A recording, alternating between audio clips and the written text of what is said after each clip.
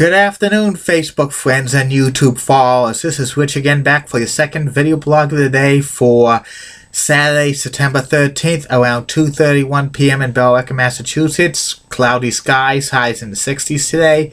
I went to the Yankee Doodle homecoming weekend in Billerica at Billerica High School. A lot of fun stuff I did. And I got an autograph from the Patriots cheerleaders, Melinda, and I also saw a few of my Facebook friends while at the parade. I waved to them. I was walking in part of the parade. I wasn't in the parade, but I was walking part of it going to the high school and stuff. And also sad news to report in the world of baseball. Former Major League Baseball player Frank Torrey passed away at the age of 82.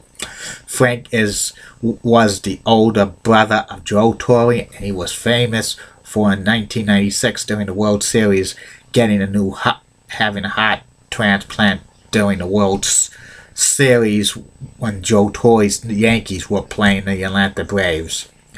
And that's about it on the news. My second subject of the day is about the state of the 7 NHL-based Canadian franchises. Last season, 6 out of the 7 Canadian teams in the NHL did not qualify for the playoffs.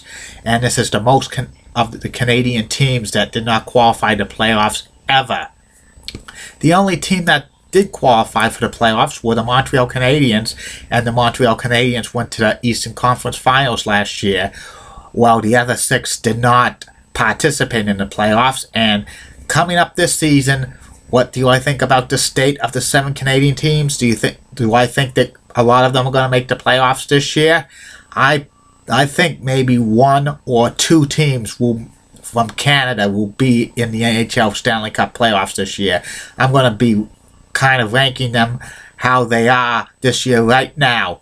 Number 7, the Edmonton Oilers.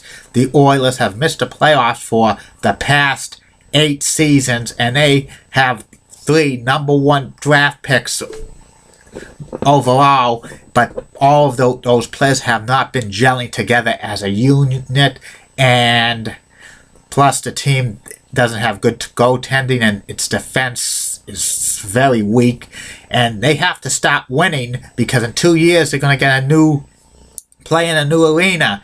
They have to make a push up the standings very quickly, or else I think that the team will have to trade away those number 1 draft picks that they picked because there's no chemistry with them. I think, and it's going to be a long time before the Oilers see the Stanley Cup playoffs again. Number 6 is the Winnipeg Jets. The Winnipeg Jets are actually kind of improving. They're developing kind of a core of good players like Evander Kane, Andrew Ladd, Blake Wheeler, Dustin Byfuglien, and a couple of other players, but they play in the Central Division of the NHL, and that's the toughest division in the league, and it's very hard for them to move up in the standings. It's going to be very tough for them to move up in the standings this year. If it was the old format where they used to be in the Southeastern Division, they could have probably made the playoffs if the Southeastern Division was still in existence, but there's something kind of missing from the Winnipeg Jets. Maybe like a superstar player, or just that one over-the-hump guy that could put them into the playoffs and stuff. And I don't think they're going to make the playoffs this year again. I think they could be straddled as like the forever 500 Whalers, and that's not good because Winnipeg really wants a winning team because they got back in the NHL 4 years ago after a 15-year absence, and the MTS centers packed to the rafters every single game. They deserve to make the playoffs.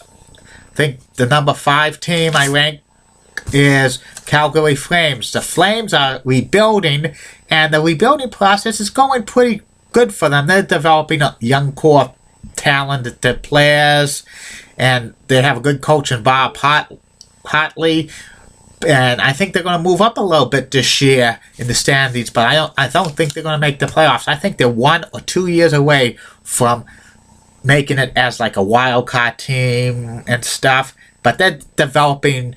Their building process is going real good. The number 4 team this is the Ottawa Senators, and the Senators are actually taking a step back this year because they traded their best player Jason Spezza to the Dallas Stars, and they don't have too much scoring offense, and their defense is okay with Eric Carlson, and they have a good goaltender, Craig Anderson, but those are the only 2 of the major players on the team, and the East is getting a little more tougher, and I think the Senators are going to have to take a step back this year, and I think they could be one of the worst teams in the NHL this year, the Senators.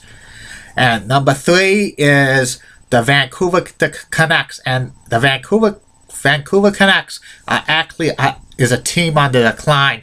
They traded away Roberto Luongo and Ryan Kessler in the offseason. They signed Ryan Miller, goaltender Ryan Miller, to a long-term contract, but Ryan Miller is on kind of the downside of his career, and also the Sundin twins are on the downside of their career, and their offense is kind of very shaky and stuff like that.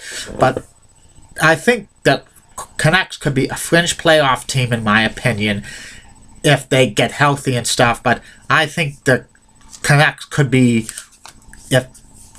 one of those teams in the next few years that will probably need a major rebuilding process instead of trying to win now. I ranked them at number 3. Number 2 for the Canadian team's power rankings this year is the Toronto Maple Leafs, and the Toronto Maple Leafs had a kind of a tailspin towards the end of the season. For a few weeks, they were in a solid playoff position to host a playoff series against the hated rivals Montreal Canadiens, but they went through this tailspin from home ice advantage to out of the playoffs, and it almost cost Randy Carlyle his job.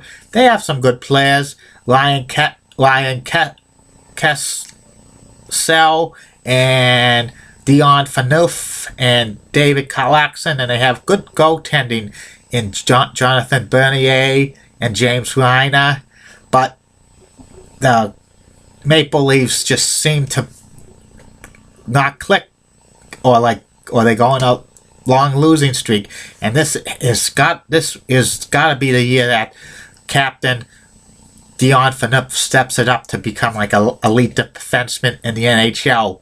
If he doesn't, I wouldn't be surprised if the Maple Leafs take away the captaincy from him.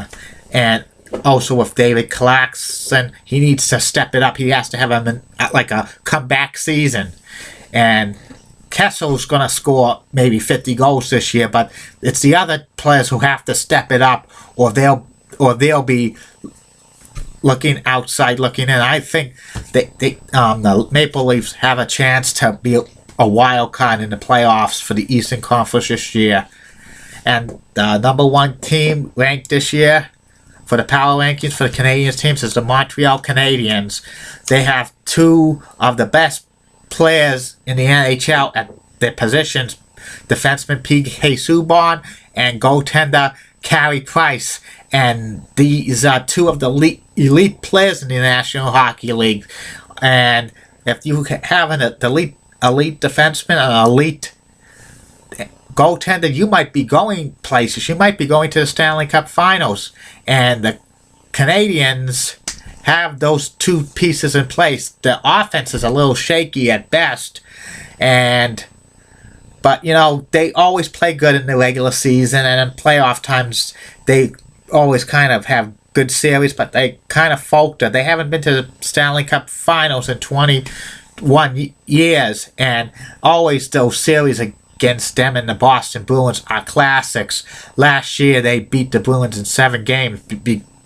The Bruins had the best record in the National Hockey League, and it was kind of the first 5 games were evenly series, but the Bruins had a 3-2 series lead, and the Bruins should have took care of business with the Canadiens in Game 6 and Game 7, but the Bruins didn't show up, and Montreal won both of those games, and Montreal made the Eastern Conference Finals, but Carey Price got injured. If Carey Price didn't get injured, the Canadians would have had a good shot to make the finals. Even though I'm not the biggest Canadians fan, I think the Canadians could have had that team that could have went to the Stanley Cup Finals this past year. And the Canadians are like kind of probably the best hope for the Stanley Cup returning to Canada this year, in my opinion. Even though I'm not the biggest Canadians fan, they got Carey Price and P.K. Subban, two of the best players at their position in the NHL. And if you, like I say, if you have a elite goaltender and an elite defenseman on your team, you're gonna be a Stanley Cup contender. And that's about it for my state of the 7 Canadian-based NHL teams right now. And this is good.